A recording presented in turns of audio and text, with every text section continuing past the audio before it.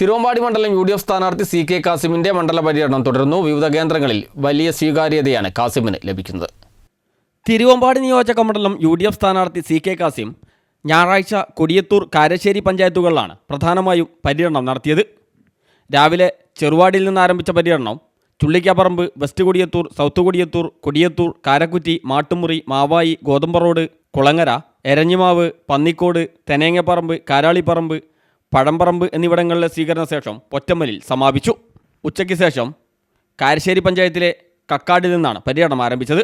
തുടർന്ന് സർക്കാർ പറമ്പ്, നെല്ലിക്കാപ്പറമ്പ്, വലിയ പറമ്പ്, കറുത്തപറമ്പ്, എള്ളങ്ങൽ, കാരശ്ശേരി, ചോണാട്, നോർത്ത് കാരശ്ശേരി, ആനയംകുന്ന്, വൈബ്രിഡ്ജ്, കുമാരനെല്ലൂർ അങ്ങാടി, ഗേറ്റുംപടി, തടപ്പറമ്പ്, കാരമൂല, കളരിക്കണ്ടി, വല്ലത്തായിപ്പാറ, തേക്കുംകുറ്റി, ഊരാളിക്കുന്ന്, ആക്കോട്ടുചാൽ, ചാറത്തോട്, മലാങ്കുന്ന്, എടലമ്പാട്ട് എന്നിവിടങ്ങളിലെ പര്യടനത്തിന് ശേഷം മുരിങ്ങമ്പുറയിൽ സമാപിച്ചു. ചെറുവാടിയിൽ നടന്ന ചടങ്ങിൽ പര്യടനത്തിൻ്റെ ഉദ്ഘാടനം മുസ്ലിം ലീഗ് സംസ്ഥാന സെക്രട്ടറി CP ചെറിയ മുഹമ്മദ് ഉദ്ഘാടനം ചെയ്തു. സാധാരണക്കാർക്കും കർഷകർക്കും കുടിയേറ്റ ജനതയ്ക്കും ദുരിതം മാത്രം സമ്മാനിച്ച ഇടതു ഭരണത്തിൽ നിന്ന് നാടിനെ മോചിപ്പിക്കാൻ തിരുവമ്പാടി നിയോജക മണ്ഡലത്തിൽ നിന്ന് UDF സ്ഥാനാർത്ഥി CK കാസിമിനെ വലിയ ഭൂരിപക്ഷത്തോടെ വിജയിപ്പിക്കണമെന്ന് അദ്ദേഹം പറഞ്ഞു. ചടങ്ങിൽ KV അബ്ദുറഹ്മാൻ അധ്യക്ഷനായി.